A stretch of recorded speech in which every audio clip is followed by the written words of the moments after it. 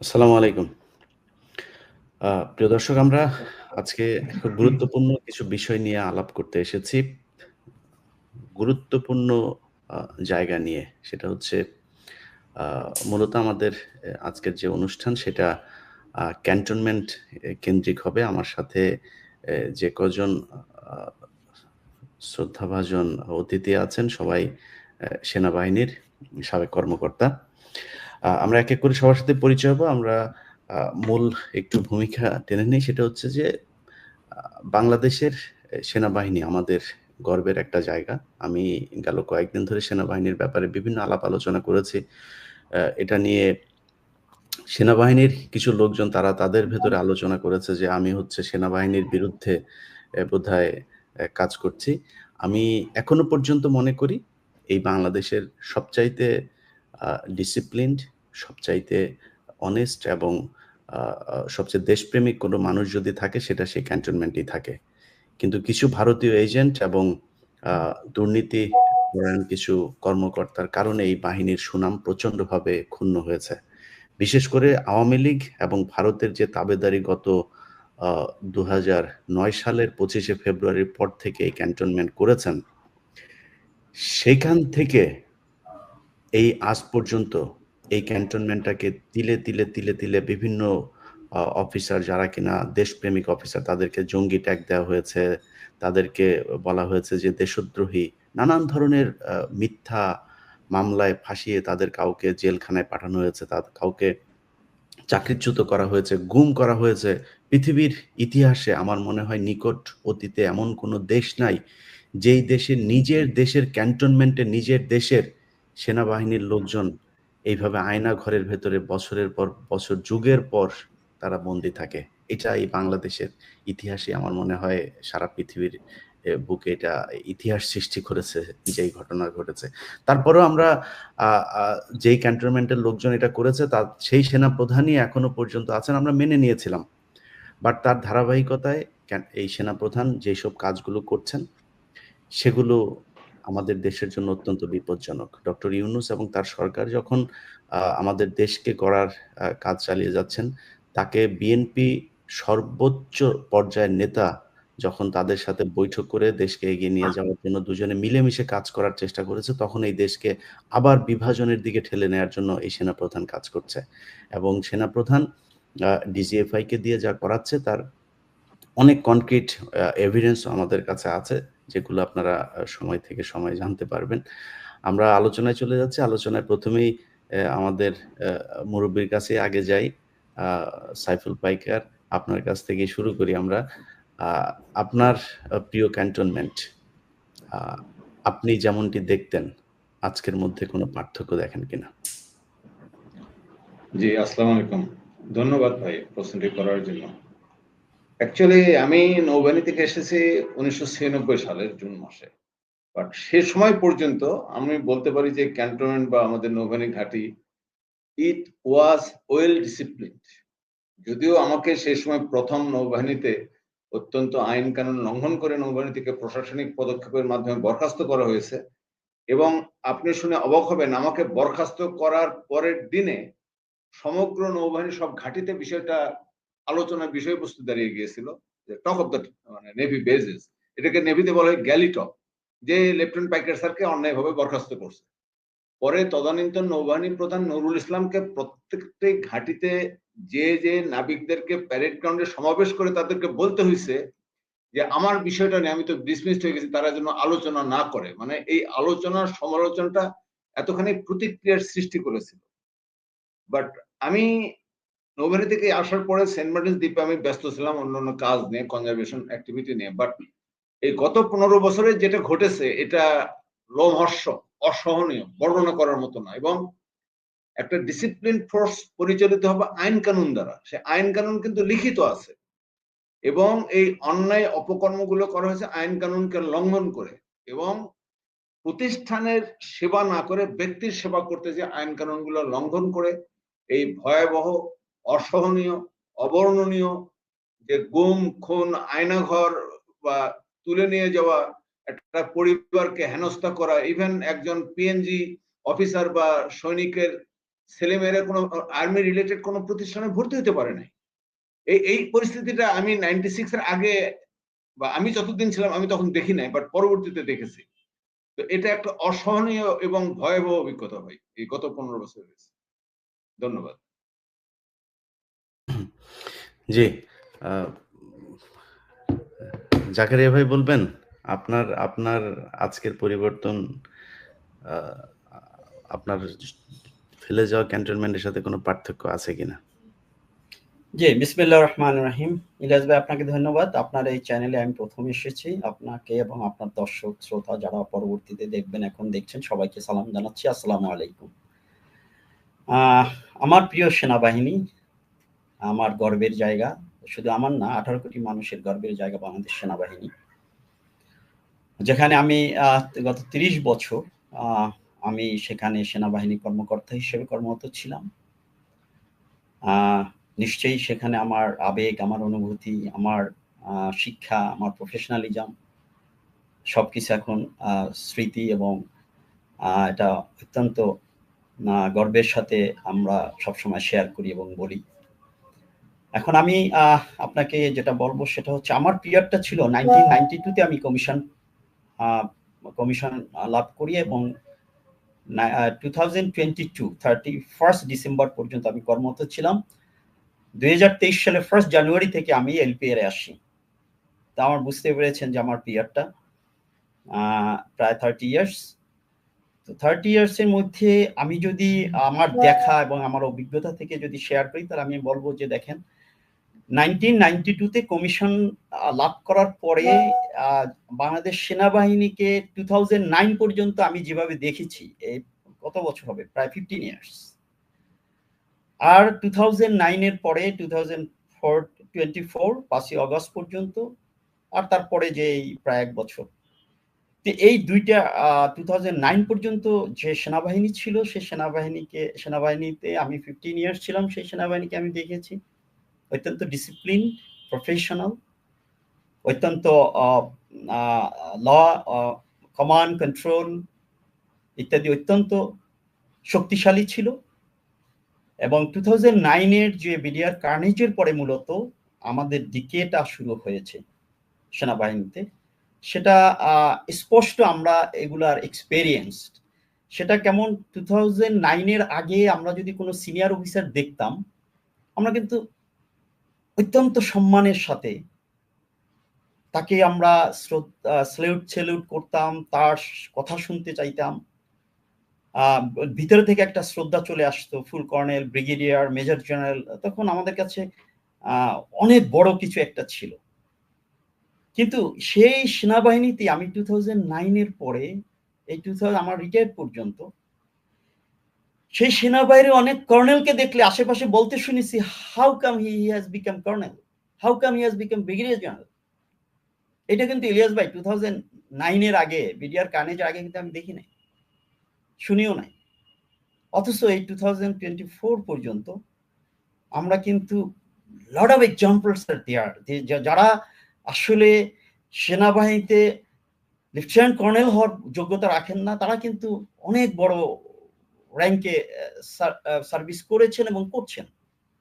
সবচাইতে দুঃখের বিষয় হচ্ছে, দেখেন, এই যে বিডিআর কার্নেজের যে একটা কমিটি, যেটা আমাদের অনেক চেষ্টা, ব্রিগেডিয়ার হাসান নাসির চেষ্টায় হয়, এই কমিটি ফর্ম করতে যে আমরা একজন ভালো মেজর জেনারেল খুঁজে পাচ্ছি না, যে দেশপ্রেমিক, নীতিবান, অত্যন্ত সাহসী, একসেপ্টেবল, খুঁজে পাওয়া যাচ্ছে না। অবাক করার বিষয়। আপনি যদি একজন ব্রিগেডিয়ার জেনারেল খোঁজার চেষ্টা করেন, আপনাকে অনেক কোর্সের পর কোর্স যেতে হবে, বিকজ অফ লাস্ট 15 ইয়ার্স। 15 ইয়ার্সের একটা বড় ধরনের সেনাবাহিনীতে যে চেঞ্জটা হচ্ছে, সেটা হচ্ছে যে যারা আসলে অনেকেই, আমি বলবো একটা সংখ্যা আছে যে যারা আসলে যোগ্যতা সম্পন্ন এবং তারা they deserve to become a senior officer, but কিছু কিছু ছিল যেগুলো কোশ্চেনেবল, আমি যেটা বলছি। এবং সেই কারণে কিন্তু একটা ভিতরে একটা ডিমোরালাইজ একটা ফ্যাক্টর ছিল তখন অফিসারদের মধ্যে, যারা ভালো অফিসার তাদের মধ্যে এরকম একটা ছিল যে পলিটিসাইজ এমন ভাবে করা হয়েছে যে আমি মনে করি একটা কোর্সের যদি সোর্ড হোল্ডার মনে করেন, তাকে তো আপনাকে প্রমোশন দিতে হবে। এক্সেপশনাল কেস ইজ দেয়ার, যে অনেকে সিনিয়র অফিসার হতে পারে না, কিন্তু একটা কোর্সের প্রথম দিকের একজন দুইজনকে দিয়ে এরপরে কিন্তু এমন এমন অফিসারকে ওই কোর্সেরই পদোন্নতি দেওয়া হয়েছে যারা আসলে কোশ্চেনেবল, যাদেরকে দেখে লোকজন বিভিন্ন কমেন্টস করত।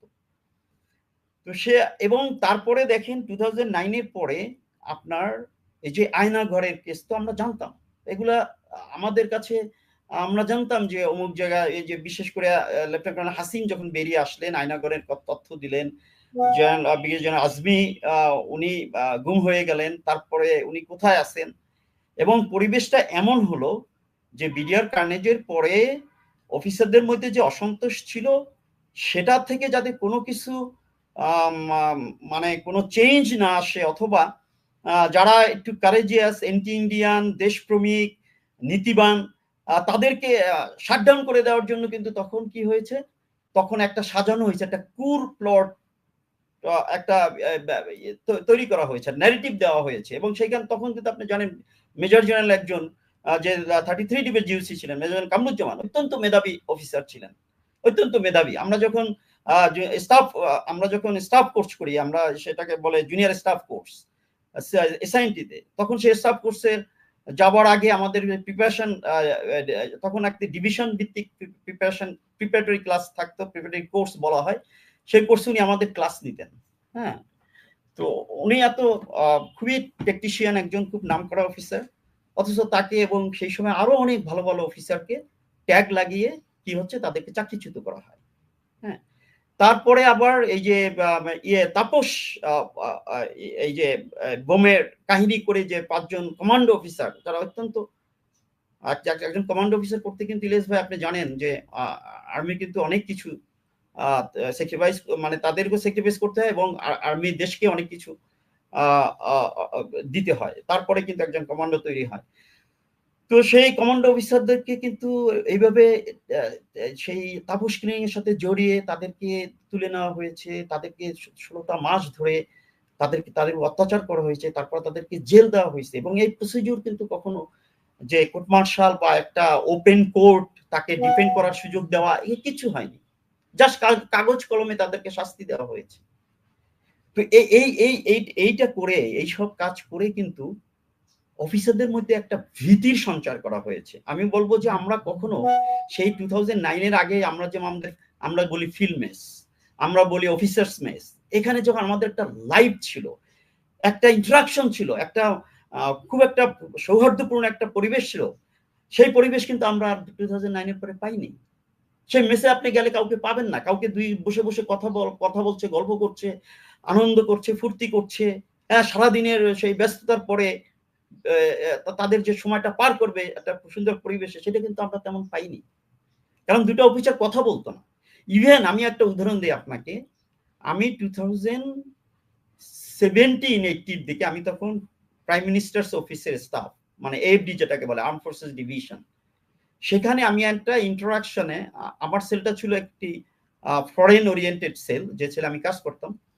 তো সেখানে আমি একটা বাইরে একটা ইন্ডাস্ট্রির সাথে আমাদের একটা ইন্টারাকশন ছিল।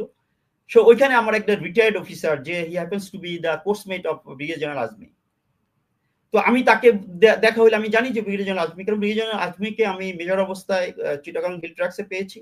এরপরে আমি কমান্ডার হিসাবে তাকে পেয়েছি ঘাটাইল সেনানিবাসে, 309 ব্রিগেড কমান্ডার ছিলেন। এরপরে আবার আমি পেয়েছি, আমি একটা ব্রিগেড মেজর খোলাহাটি, উনি 16 ইনফ্যান্ট্রি ব্রিগেডের ব্রিগেড কমান্ডার হিসাবে। তো এই সব জায়গায় তাকে দেখে, মানে কেউ যদি তার ইন্টারাকশনে আসতো এবং তার কোনো মিটিং এ, সিকিউরিটি মিটিং হোক, অন্য অপারেশনাল মিটিং হোক, তার কথাবার্তা শুনলে কিন্তু আপনি যে কেউ ইমপ্রেসড হবে। হ্যাঁ, তো ওইভাবে কিন্তু আমি তার প্রতি ইমপ্রেসড ছিলাম। আমি না শুধু, যে গ্যারিসনের ম্যাক্সিমাম অফিসারই জেনারেল আর্মির ওইরকম ভাবে তার ব্যবহারে এবং তার নলেজ এবং অন্যান্য যোগ্যতার কারণে। কিন্তু তো যাই হোক, আমি যেটা বলছিলাম, আমি তার কোর্সমেটকে পেয়ে, আমি জানি যে জেনারেল আজমিকে পাওয়া যাচ্ছে না, গুম হয়ে গেছে। তো এরকম একটা অফিসার সভাপতি আমাদের একটা থাকে, সে কোথায় আছে, কিভাবে আছে না আছে ইত্যাদি। তো আমি যখন তার কোর্সমেট, সেও ব্রিগেডিয়ার জেনারেল হিসেবে রিটায়ার করেছে, আমি তাকে জিজ্ঞেস করলাম যে স্যার, খুব গোপনে তার কাছে খুব মানে ফিসফিস করে জিজ্ঞেস করলাম যে sir what is brigadier general Azmi sir, do you have any information regarding him? সে আমাকে বললো, Zakaria, do not share this thing with anyone. আমি তোমাকে ভালো জানি, তুমি আমার অফিসার হিসেবে তোমাকে পেয়েছিলাম, আমি তোমাকে সাজেস্ট করি তুমি এই ব্যাপারটা নিয়ে কখন আমাকে যখন জিজ্ঞেস করছে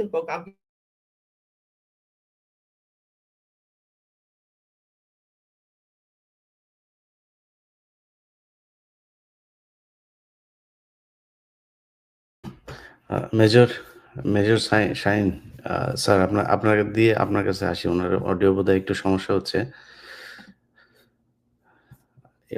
এটা একটু আনমিউট করেন। যে কথাগুলি কর্নেল জাকারিয়া ভাই বলছিলেন যে ইয়ের ভেতরে, সে পিলখানা হত্যাকাণ্ডের পর থেকেই সেনাবাহিনীর ভেতরে যে অসন্তোষ, সেনাবাহিনীর মূল মেরুদণ্ড ভেঙে যাওয়া, এই জিনিসগুলোতে দেশ তো স্বাধীন হয়েছে, মানে আমাদের দেশের সব জায়গাতেই তো কিছু কিছু পরিবর্তন হয়েছে। মানে ক্যান্টনমেন্টের ভেতরে সেই খুনিদেরকে, যারা এই পুরো পরিবেশ ধ্বংস করলো, এখনো পর্যন্ত সেই খুনিরা বিভিন্ন জায়গায় বসে আছে, এগুলো দেখলে স্যার আপনাদের কেমন লাগে? আচ্ছা, প্রথমত ইলিয়াস ভাই আপনাকে ধন্যবাদ। আমি আপনার এই চ্যানেলে প্রথম এসেছি, একই সাথে যারা দেখছেন শুনছেন, আসসালামু আলাইকুম।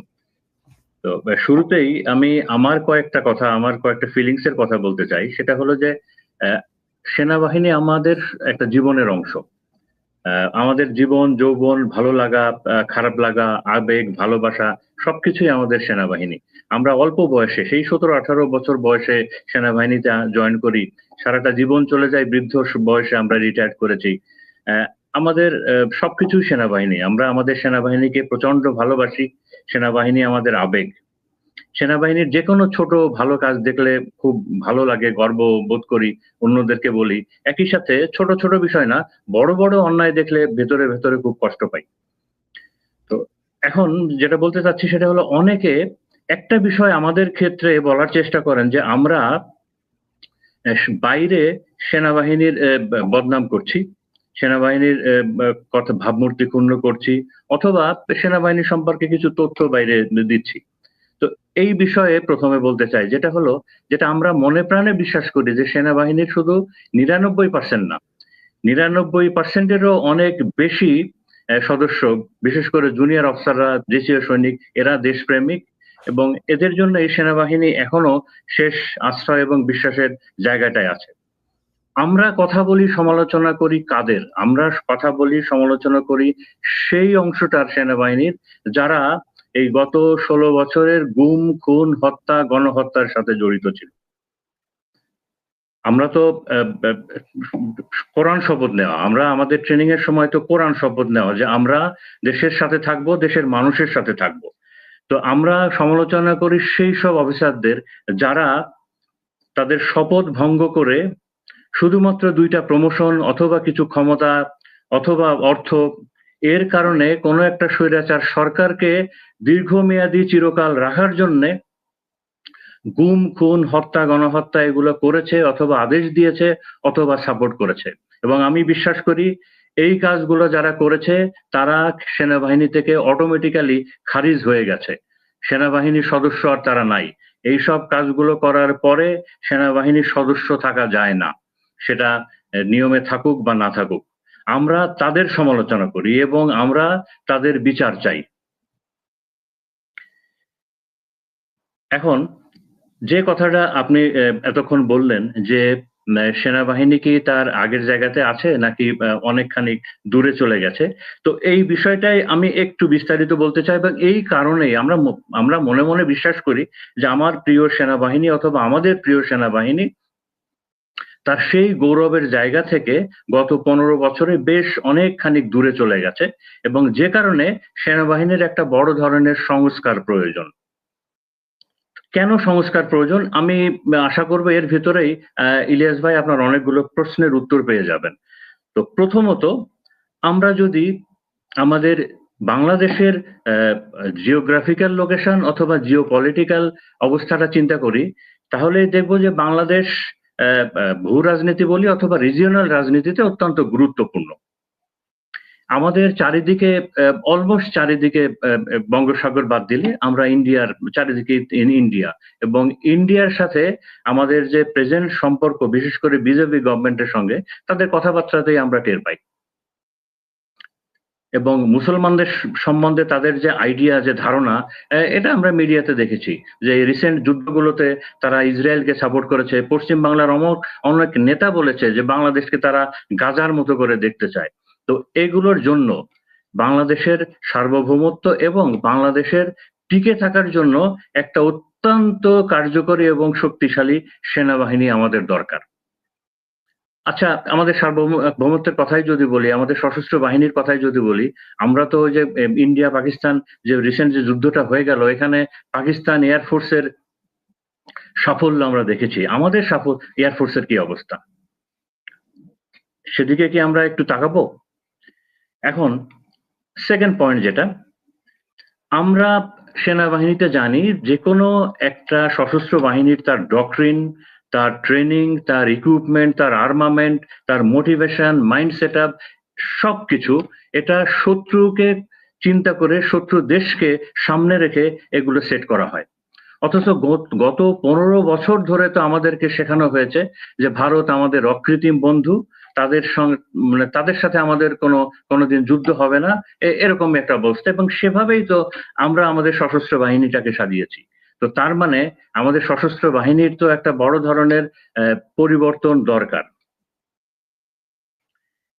এরপরে যদি আমরা বলি যে এই যে আমি শুধু একটা মাইন্ডসেটের একটা উদাহরণ দিই, যে মাইন্ডসেটটা আমাদের কত পরিবর্তন হয়েছে।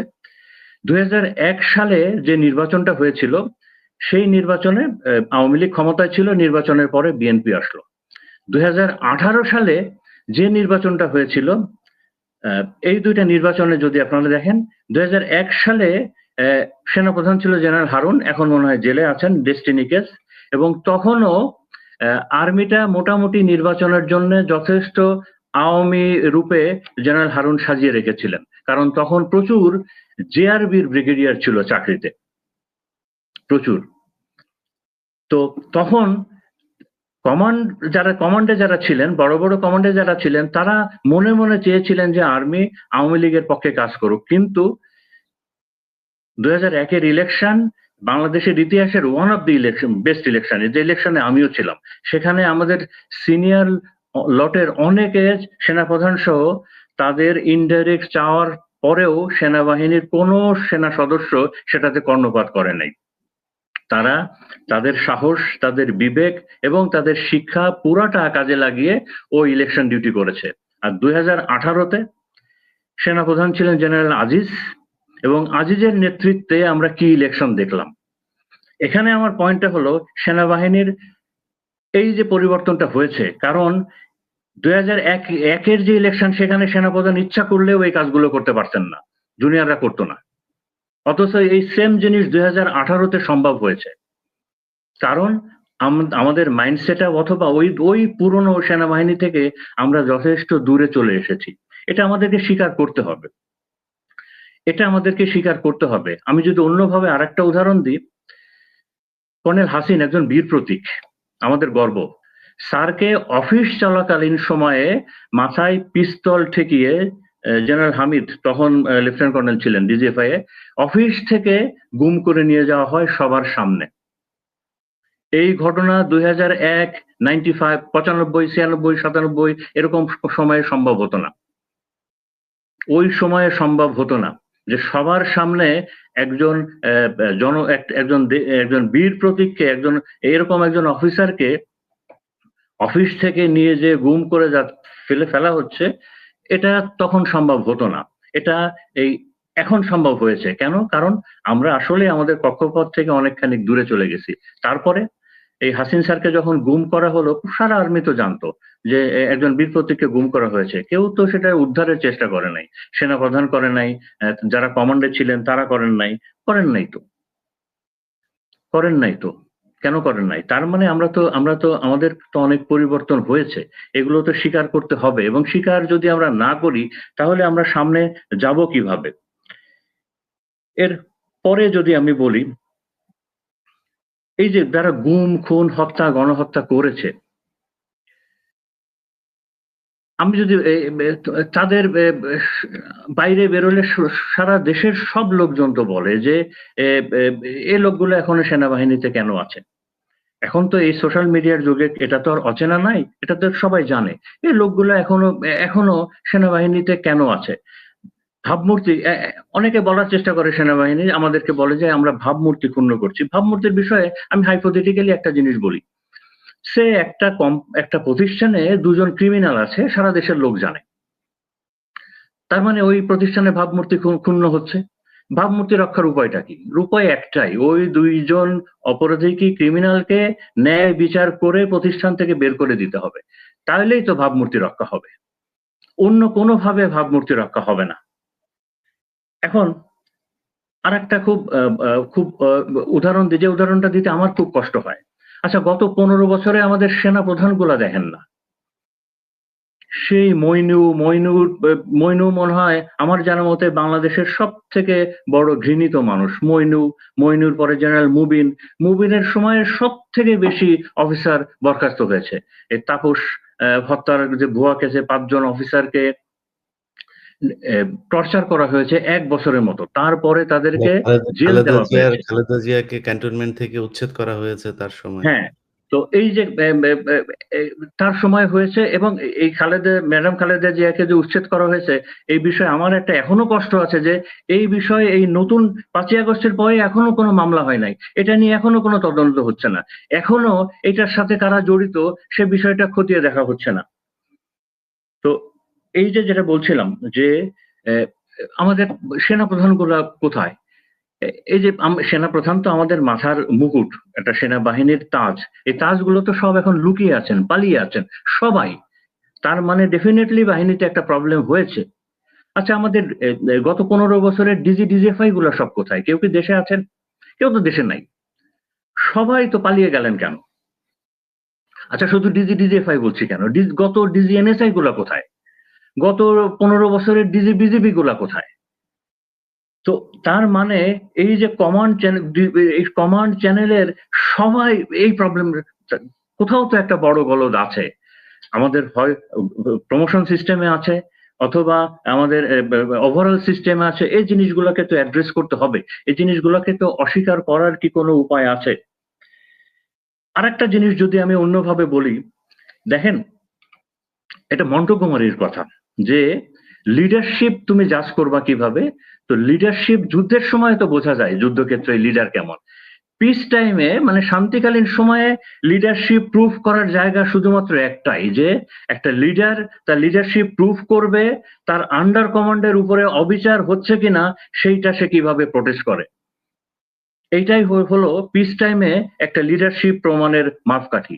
আমরা গত 15 বছরে যত অফিসার সৈনিক যাদেরকে অন্যায়ভাবে বরখাস্ত করা হয়েছে, জেল জুলুমের শিকার হতে হয়েছে, অত্যাচারের শিকার হতে হয়েছে, আমরা তো কাউকে প্রতিবাদ করতে দেখলাম না। আমরা তো একটা ব্রিগেডিয়ার এন্ড অ্যাবাব, একটা মেজর জেনারেলকে তো এই গত 15 বছরে পদত্যাগ করতে দেখলাম না। অথচ আত্মসম্মান, আত্মমর্যাদা, ডিগনিটি, এগুলো তো আমাদের ইউনিফর্মের একটা অংশ। এই জিনিসগুলো গেল কোথায়? এখন আরেকটা কথা যদি বলি, এই যে ইন্ডিয়ার সাথে যে পাকিস্তানের যে যুদ্ধটা হলো, অথবা ইরানের সাথে যে ইসরায়েলের যে যুদ্ধটা হলো, সেখানে তো আমরা দুইটা জিনিস খুব হাড়ে হাড়ে শিখলাম। পাকিস্তানের ইকোনমিক অবস্থা তো আমাদের থেকে অনেক দুর্বল।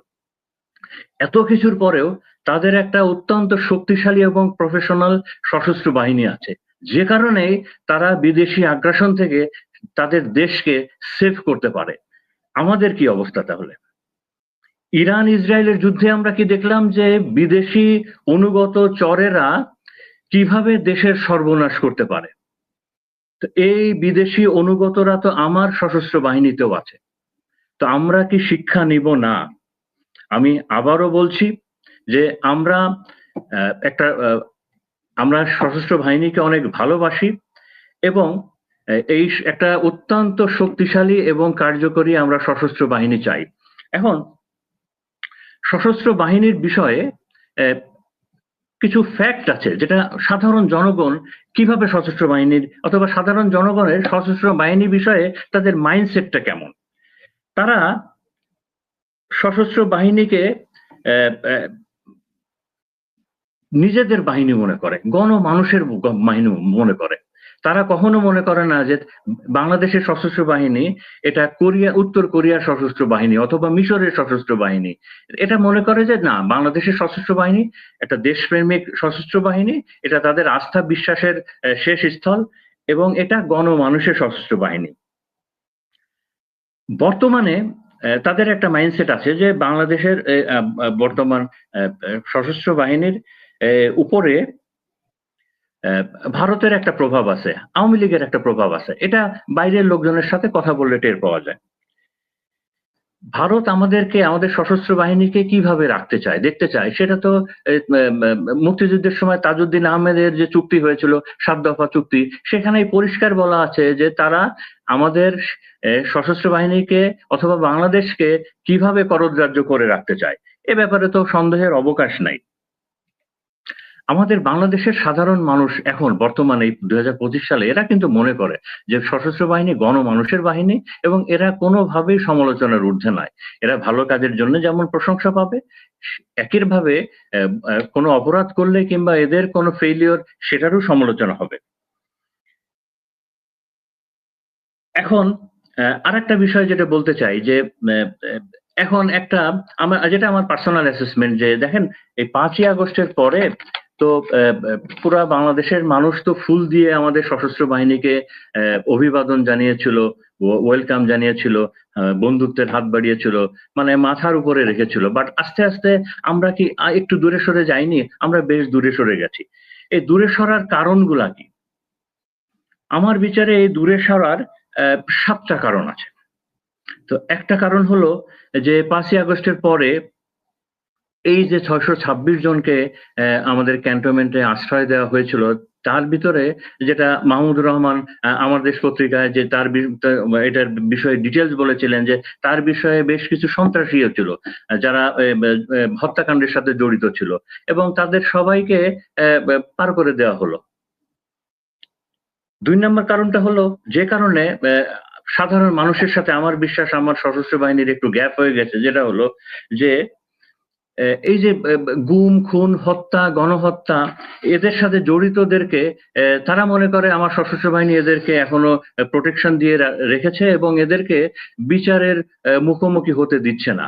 আমি জানি আমার সশস্ত্র বাহিনীর অনেকের একটা মাইন্ডসেট আছে যে তারা হয়তো মনে করছে যে না, এরা সশস্ত্র বাহিনীর এদেরকে তো ক্ষমা করে দেওয়া যায় কিংবা এরা তো আমাদেরই একটা অংশ।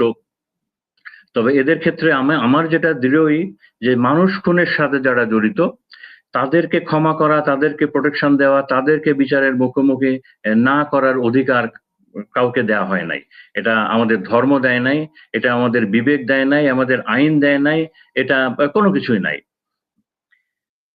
সাধারণ মানুষের ভিতরে একটা ধারণা আছে যে আমাদের সশস্ত্র বাহিনীর সাথে আওয়ামী লীগের একটা যোগাযোগ আছে এবং ভারতের একটা যোগাযোগ আছে এবং তাদের একটা ইনফ্লুয়েন্স আছে। এটা তাদের একটা পারসেপশন আছে। এটা তো আরেকটা পাবলিক পারসেপশন আছে যে এই মুহূর্তে এই 5ই আগস্টের পরে যে এই মুহূর্তে যে সরকারটা চলছে এখানে গোয়েন্দা সংস্থাগুলো আমাদের এই ইন্টারিম গভর্নমেন্টকে সঠিকভাবে সহায়তা করছে না। এটা একটা পাবলিক পারসেপশন আছে, যেহেতু আমরা অবসরপ্রাপ্ত মানুষ, আমরা সাধারণ মানুষের সাথে মিশি। বিডিআর হত্যাকাণ্ডের বিষয়ে এই ফুল স্টপের বিষয়টা, এই বিষয়টা সাধারণ মানুষের বিষয়ে বা সাধারণ মানুষের মনে একটা বড় ধরনের নেগেটিভ দাগ কেটেছে। এ বিষয়ে আমার এক্সপ্লেন করার দরকার নাই। আপনারা সোশ্যাল মিডিয়াতে কিংবা ইউটিউবে এই পাবলিক রিমার্ক গুলো দেখলেই টের পাওয়া যাবে। এবং আরেকটা পাবলিক পারসেপশন আছে এবং এটার সাথে আমিও একমত, আমার মতো অনেকেই একমত, যে আমাদের সেনা প্রধানের আশেপাশে বেশ কিছু দুষ্ট অফিসার, দুষ্ট লোক আছে যারা স্যারকে ভালো বুদ্ধি দিচ্ছেন না, স্যারকে সঠিক তথ্য দিচ্ছেন না, যে কারণে একটা গ্যাপ হয়ে যাচ্ছে। তো এখন আমার বিচারে এগুলো থেকে বের হওয়ার পথ কি? আমাদের সেনাপ্রধান অথবা সশস্ত্র বাহিনীতে এই যে মানুষের সাধারণ মানুষের সাথে যে একটু গ্যাপ হয়ে গেছে, যেটা আমার ধারণা, তো এইটার থেকে বের হওয়ার পথ কি? আমার বিচারে 5টা কাজ করলে এটা থেকে বের হওয়া যাবে। বাংলাদেশের মানুষের মন অনেক বড় এবং আমাদের অস্তিত্বের জন্য, সার্বভৌমত্বের জন্য সশস্ত্র বাহিনী দরকার। সশস্ত্র বাহিনী দরকার, এটা নিয়ে কোনো ডাউট নাই। প্রথম এটাই হলো যে এই যে গুম, খুন, হত্যা, গণহত্যার সাথে জড়িত যারাই আছে তাদেরকে আমার সশস্ত্র বাহিনী যেন ন্যায় বিচারের মুখোমুখি করে দেয়, তাদেরকে কোনোভাবেই যেন প্রোটেকশন না দেয়, সেনানিবাসে না রাখে।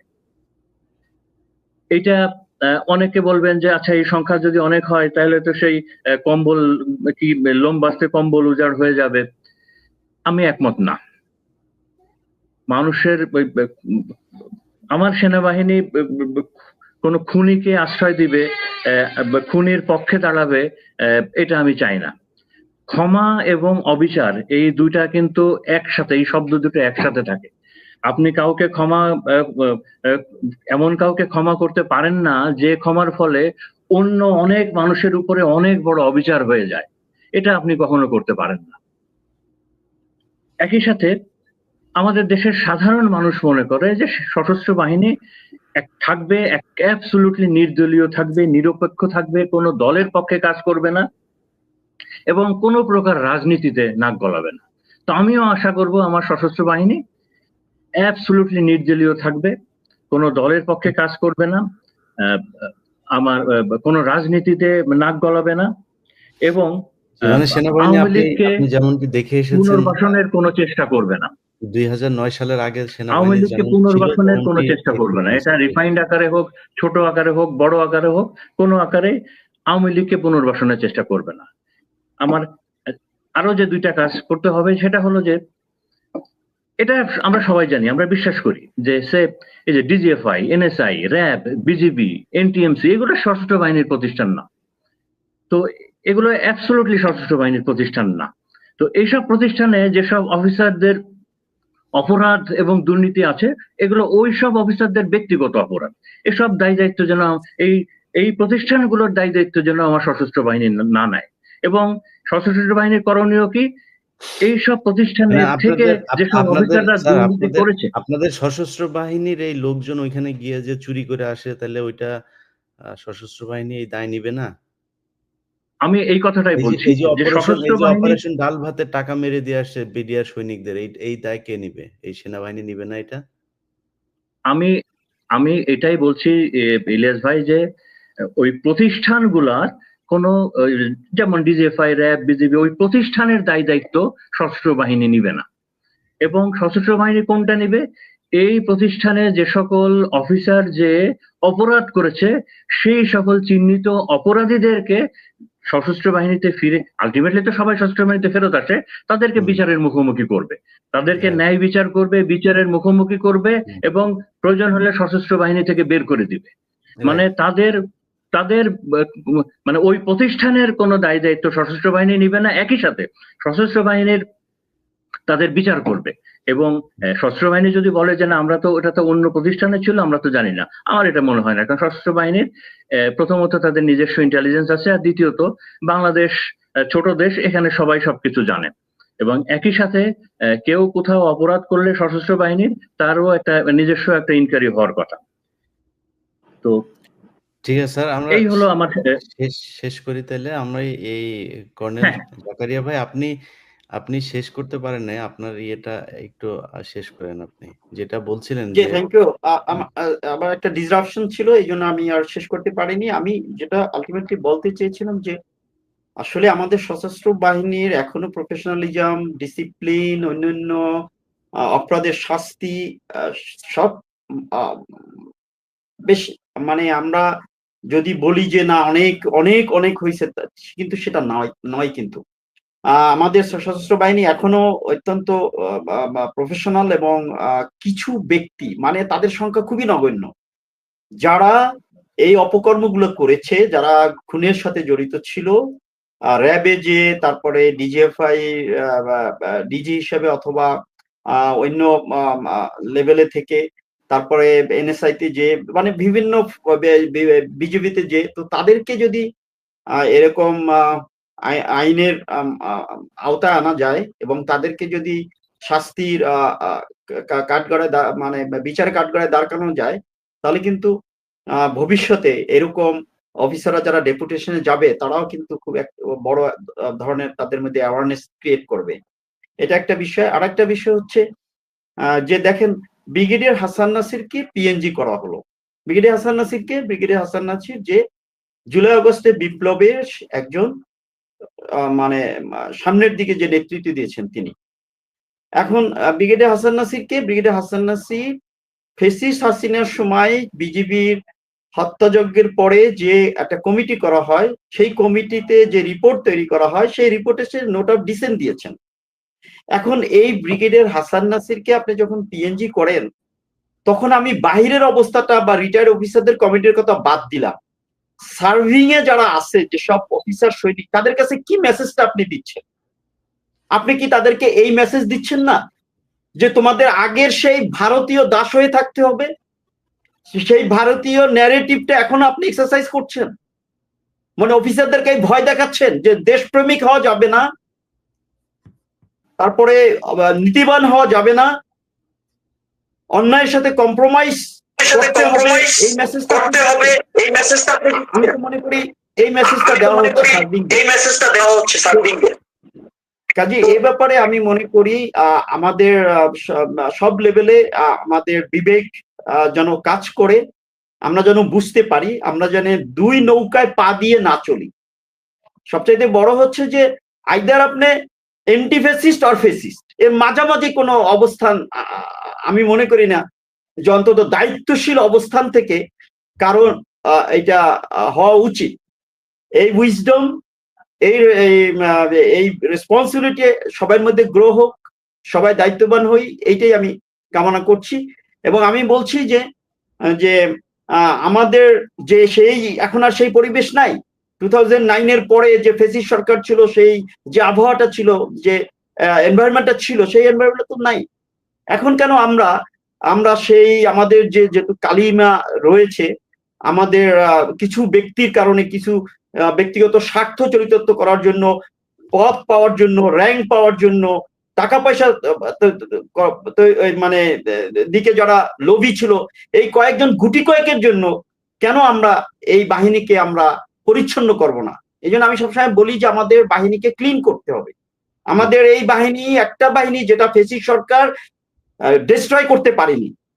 15 বছরে শেখ হাসিনা কিন্তু সমস্ত প্রতিষ্ঠানগুলোকে কিন্তু ধ্বংস করে দিয়েছে, শুধুমাত্র সেনাবাহিনীকে ছাড়া। এবং তার প্রমাণ আপনারা দেখেছেন, 5ই আগস্টের সেনাবাহিনী কিন্তু জনগণের পক্ষে ছিল। এবং এই সেনাবাহিনী 71 থেকে আমি বলবো সমস্ত ক্রাইসিসে, জাতীয় ক্রাইসিসে সবসময় কিন্তু জনগণের পাশে ছিল।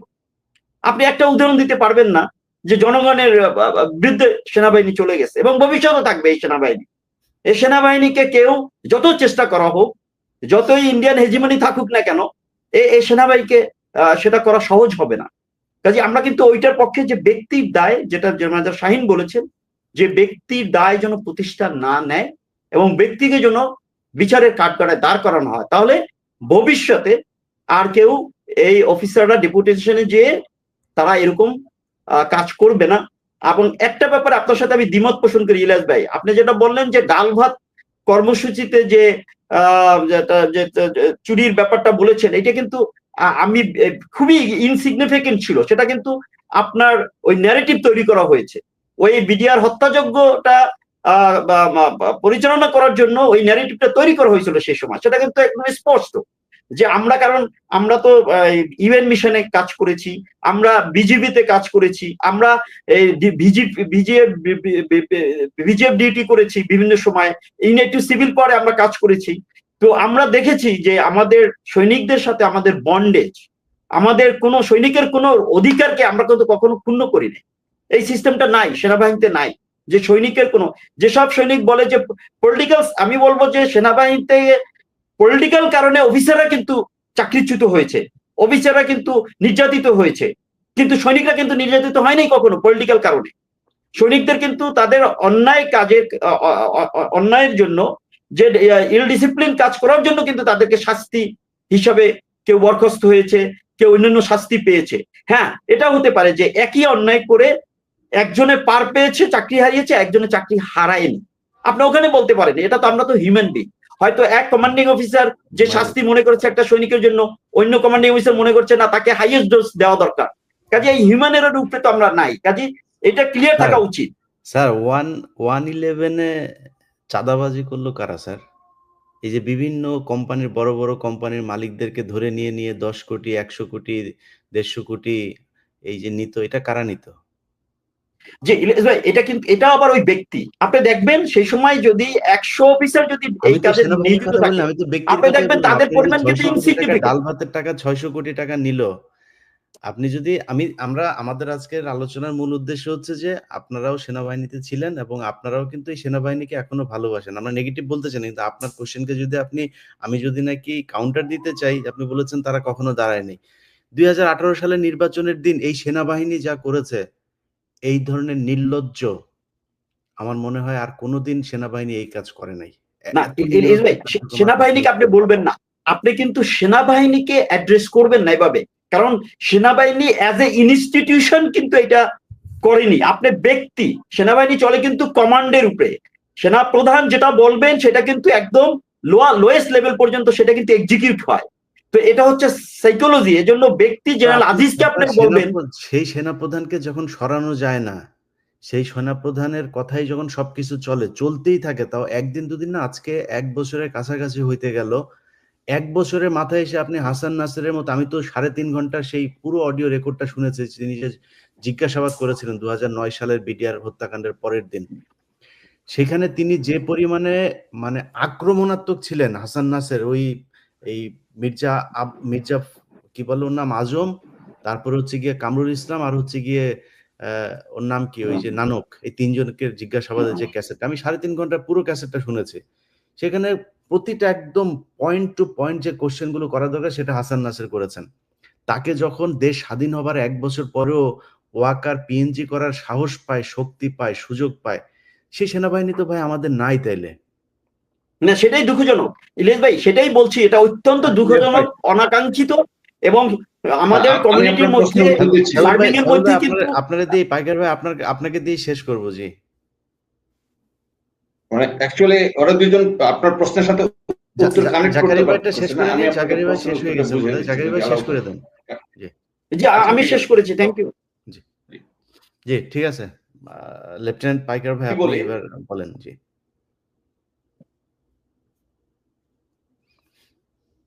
এখানে ব্যর্থতা 5ই আগস্টের পরে ব্যর্থতা সরকারের, এবং আমি বলবো হাসনাত সার্জিসদের।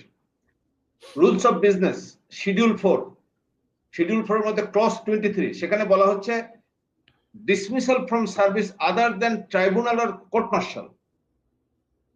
আপনাকে বিচার না করে আপনাকে চাকরি থেকে বরখাস্ত করার জন্য কি করতে হবে, এটা রুলস অফ বিজনেস 1996 এর শিডিউল 4 ক্লজ 23 তে বলা আছে। এটা করার দায়িত্ব, এই যে এতজন অফিসারের নামে ইউনাইটেড নেশনস থেকে রিপোর্ট দিছে তারা কিভাবে চাকরি করে। এবং আমিও বলতে শুনছি জেনারেল ওয়াকার সেনাপ্রধান, সে তো সেনাবাহিনীর প্রধান, সে তো আপনার ডিজিএফআই বলেন বা এনএসআই বা অন্যান্য প্রতিষ্ঠান তো সেনাবাহিনীর অঙ্গ না।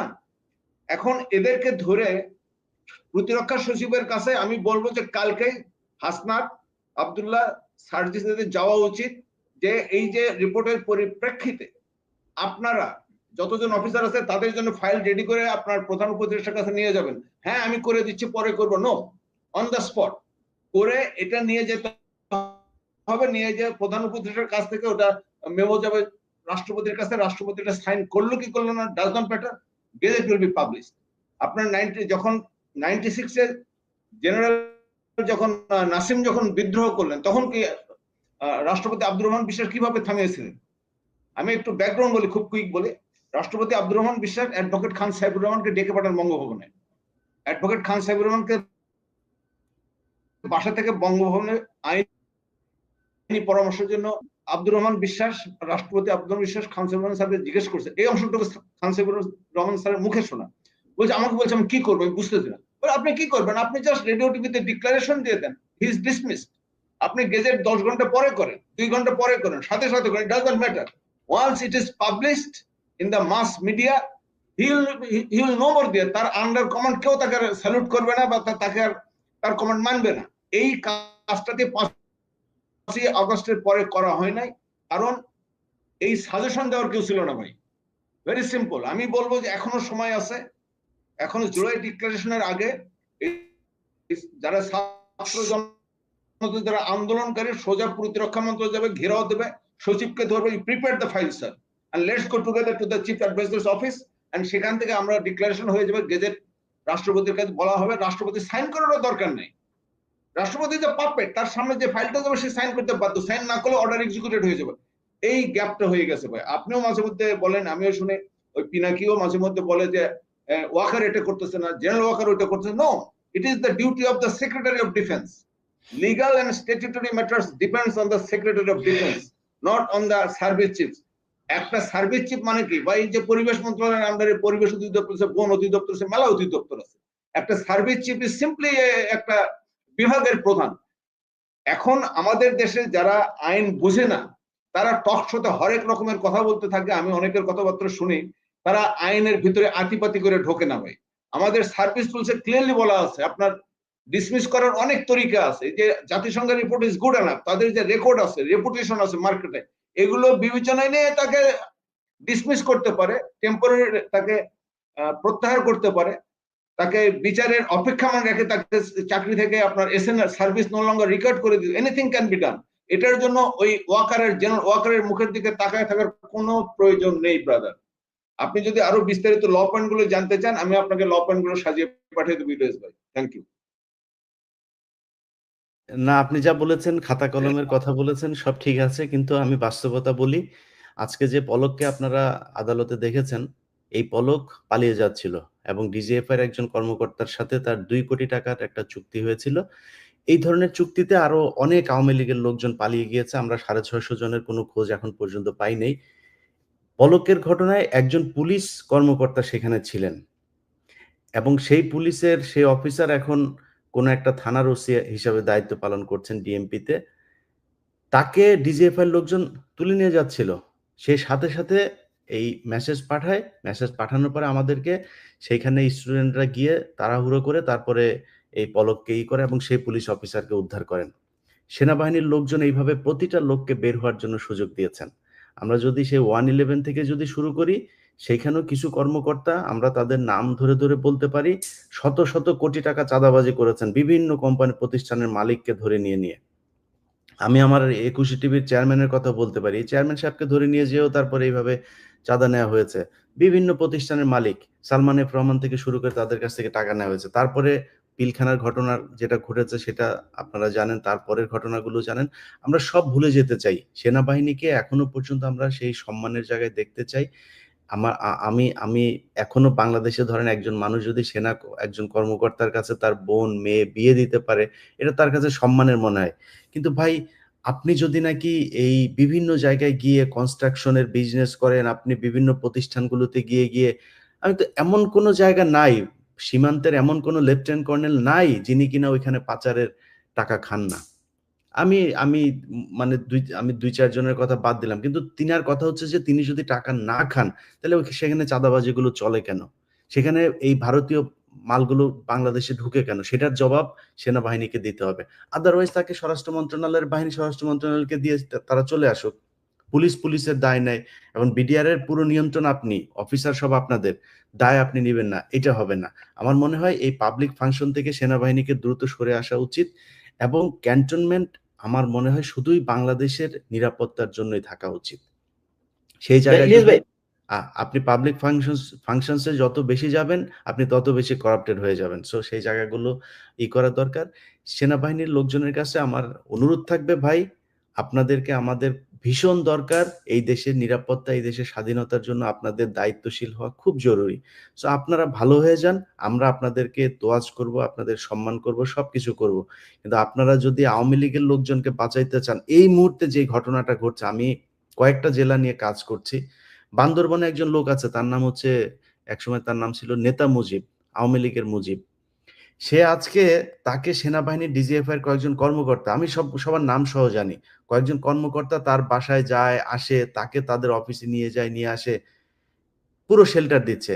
বাগেরহাটে একজন আওয়ামী লীগের নেতা আছেন, তারপরে আপনার আরেকটা আছে হচ্ছে আমাদের চুয়াডাঙ্গাতে, সেদিন এক মেজরের আমার কাছে সেই মেয়ের বক্তব্য আছে, সেই মেয়েকে একজন রেপ করেছে, সেনাবাহিনী তাকে বলছে যে তুমি কয় কোটি টাকা চাও, 1 কোটি 2 কোটি যা চাও তোমাকে দিয়ে সেটা মীমাংসা করে দিই। সেনাবাহিনীর ক্যাম্পে ডেকে নিয়ে সেই মেয়েকে এসব কথা বলছে, জি অডিও ইলিয়াস রেকর্ড ভাই, আছে। একটু যদি অ্যালাউ করেন, আপনি যে কথাগুলো বললেন, ধরে এটাই রিয়েলিটি, কিন্তু রিয়েলিটিটা কে তৈরি করেছে? ফেসিস সরকার 15 বছরে ধরে, মানে 2009 এর পরে সে 15টা বছর ধরে সে এরকম পরিবেশ তৈরি করেছে। এবং এটা একটা হোলিস্টিক অ্যাপ্রোচে দেখতে হবে। এই যদি গভর্নমেন্ট যদি সেনাবাহিনীকে দিয়ে ওইভাবে সার্ভিস নিতে চায়, সেভাবে তৈরি করেছে। এই সেটআপটা কিন্তু 5ই আগস্টের পরে চেঞ্জ হয়নি।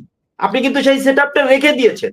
সেই সেটআপটা রেখে দিয়ে তো আপনি আম গাছ থেকে তো আপনি আম পাবেন, আম গাছ থেকে তো আপনি জাম পাবেন না। এখন সেই সেটআপ তো ওই করাপশনের সাথে জড়িত, ওই যে মানুষকে জিম্মি করে কোটি কোটি টাকা হাতিয়ে নেওয়ার সাথে জড়িত। তো সেই সেটআপটা তো চেঞ্জ ভাই হয়নি। আমরা তো মানুষ, মানে হাইপোথেটিক্যাল চিন্তা ভাবনা করে তো লাভ নেই। আপনি প্র্যাকটিক্যাল যদি হন, সেনাবাহিনী একমাত্র জায়গা, আমি তো বাংলাদেশে সাংবাদিকতা করেছি, সেনাবাহিনীর একজন লেফটেন্যান্ট কর্নেল যদি নাকি, আমার মনে আছে একজন লেফটেন্যান্ট কর্নেল আপনার মৌচাকে এক মেয়েকে আপনার তার ওড়নায় ধরে টান দিল, ওনাদের টান দেওয়ার পর সেটা নিয়ে আমরা গেলাম, ক্যামেরাটা আমি নিউজ চুজ করলাম, ভাই 1 ঘন্টার মধ্যে পুরো অফিস একদম গরম করে ফেলছে ডিজিএফআই থেকে ফোন দিয়ে। মির্জা আব্বাসের বাসায় যেদিন হামলা হয়, আমাদের চেয়ারম্যানকে খালি তুলে নিয়ে যাওয়া ছাড়া সবই করেছে। আবাসন প্রকল্প, বিভিন্ন আবাসন প্রকল্পের মধ্যে আজকে আপনি এই বসুন্ধরা সহ বিভিন্ন জায়গায় আপনারা এখন, আমরা বসুন্ধরা নাম শুনলেই মনে হয় বসুন্ধরা হচ্ছে পৃথিবীর সবচাইতে খারাপ তারা বিভিন্ন মানুষজনের, ভাই বসুন্ধরার যদি নাকি জমি জায়গা দখল করে থাকে, সেইখানে সবচাইতে বেশি শেল্টার দিয়েছে হচ্ছে, এবং প্রতিটাই আবাসন প্রকল্প যত আছে সব জায়গায় সেনাবাহিনী যায় তারপরে শেল্টার দেয়। দোষ হয়েছে কিছু হইলেই, গত 2 দিন ধরে দেখছি যে কিছু হইলেই দোষ হচ্ছে গিয়ে আনবীরের, দোষ হয়েছে গিয়া বসুন্ধরা চেয়ারম্যান। ভাই বসুন্ধরার চেয়ারম্যানদেরকে বানিয়েছে কারা? এই ক্যান্টনমেন্ট বানিয়েছে। সো এই জায়গাগুলো থেকে আমাদেরকে করতে হবে। আপনারা যদি মনে করেন আসলে সুশাসন চান, আসলে সেনাবাহিনী সম্মানের জায়গায় যাইতে চান, তাহলে সেনাবাহিনীকে ঠিক হইতে হবে। এখন দেশের ওই অবস্থা নাই যে আগের মতো আমরা একটা মেজরকে নিয়ে, কর্নেলকে নিয়ে নিউজ করলে আপনারা মুখ বন্ধ করে দিবেন, আইএসপিআর কিছু একটা বলবে সেটাই আমাদের শুনতে হবে। সেই জায়গায় বাংলাদেশ নাই, আমরা এখনো দেশের বাইরে আছি। তো আমার মনে হয় আপনার এই জিনিসগুলো ঠিক করা দরকার, সেটা সেনাবাহিনীকে ঠিক করতে হবে। আপনি যে কথা বলেছেন এই জাকারিয়া ভাই মাত্র, যে তাদেরকে সরায় নাই কে ভাই, ওদেরকে সরানোর ক্ষমতা তো কারণে আমরা মুখে বলি ডিফেন্স মিনিস্টার একজনের নাম দেই, এটা বলে কিছু নাই। সেনাপ্রধান, সেনাবাহিনীর জেনারেলরাই ঠিক করে ক্যান্টনমেন্টে কি হয়। তারা একটা, মানে কি বলবো, যে একটা ফর্মালিটিস মেনটেন করে প্রধানমন্ত্রীকে দিয়ে, প্রধানমন্ত্রী তাদের বাইরে খুব বেশি জায়গায় যাইতে পারে না। গত 15 বছরের প্রেক্ষাপট ভিন্ন ছিল, কিন্তু এর আগে কিন্তু আপনারা এই সব ঠিক করেছেন। সো ওই জায়গায় আপনাদেরকেই ঠিক করতে হবে, ওয়াকারকে সরায় কাকে দিবেন, কে আসলে বাংলাদেশকে ভালোবাসে, আপনার এই যে যারা অপরাধী এখনো ভেতরে আছে তাদেরকে কারা আইনের হাতে তুলে দিবে, এটা আপনারাই ঠিক করতে হবে। আমার মনে করি না যে অন্য কেউ ঠিক করে দিতে পারবে। তো সিদ্ধান্ত আপনারা নেন, আপনারা সম্মান চান নাকি অসম্মানিত হইতে চান। ঠিক আছে, আমরা আজকে অনুষ্ঠান তাহলে শেষ করি। ধন্যবাদ মেজর শাহিন ভাই, আপনি অনেক মূল্যবান কিছু কথা বলেছেন, খুব গঠনমূলক কথা বলেছেন। আমার মনে হয় সেনাবাহিনী যদি সেগুলো শুনে, অনেক অনেক সেনাবাহিনীর জন্য অনেক ভালো কিছু হবে। কর্নেল জাকারিয়া এবং লেফটেন্যান্ট সাইফুল পাইকার ভাই আমার সাথে অনেক দিন ধরে ওনার সম্পর্ক, খুব ভালো একজন মেধাবী একজন মানুষ। এই ধরনের লোকগুলোকে আমার মনে হয় এখনো কাজে লাগানোর সুযোগ আছে। এবং যেসব অফিসারদের কথা বলা হয়েছে, কমান্ডো, বিশেষ করে তাপসের যে মেজর ক্যাপ্টেন শোভায়েল সহ যাদেরকে চাকরিচ্যুত করা হয়েছে, তাদেরকেও আমার মনে হয় এখনো দেশের কাজে লাগানো যাইতে পারে। সবাই ভালো থাকবেন, আল্লাহ হাফেজ। আপনাকে ধন্যবাদ ভাই।